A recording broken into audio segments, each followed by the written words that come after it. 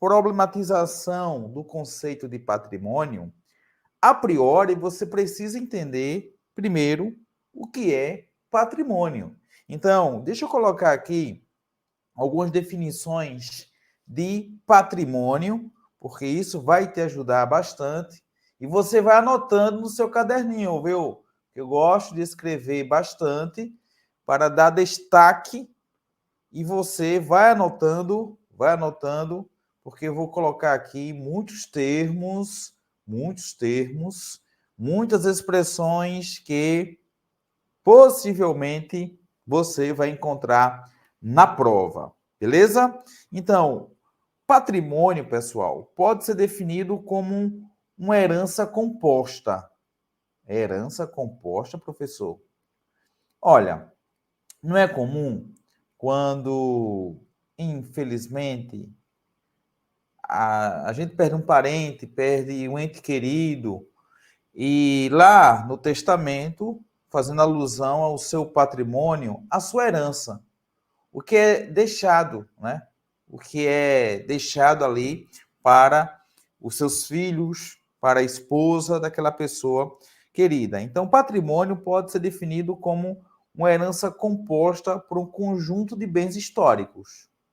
Então, a gente pode dizer que o patrimônio é um conjunto de bens históricos. Você que já estudou um pouquinho a parte de direito, ou até mesmo direito civil, né? Só a parte de direito constitucional, que é possível abordar essa parte de cultura, que eu vou trabalhar daqui a pouquinho, mas em direito civil, ao falar sobre bens.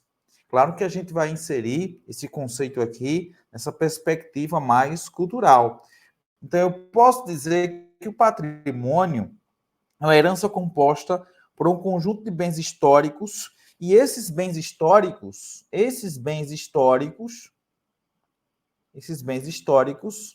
eles podem ser classificados como, vamos lá, bens naturais. Por exemplo, Fernando Noronha. A gente pode classificar Fernando Noronha, né? Destacar também a reserva da Mata Atlântica como bens naturais, beleza? Bens materiais, físico. Olha essa imagem aqui de Olinda. Você está visualizando aqui, está vendo as casas.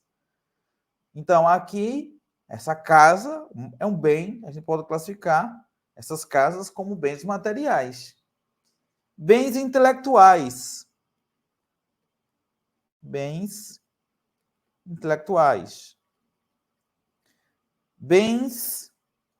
emocionais. Sim, pode ser. Bens emocionais, sentimentos, né?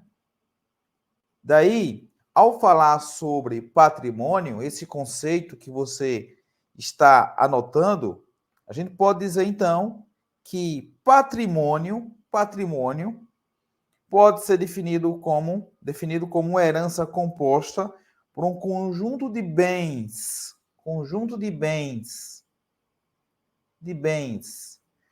históricos, tá? Que podem ser classificados. E aqui é classificação, né? Bens naturais, bens materiais.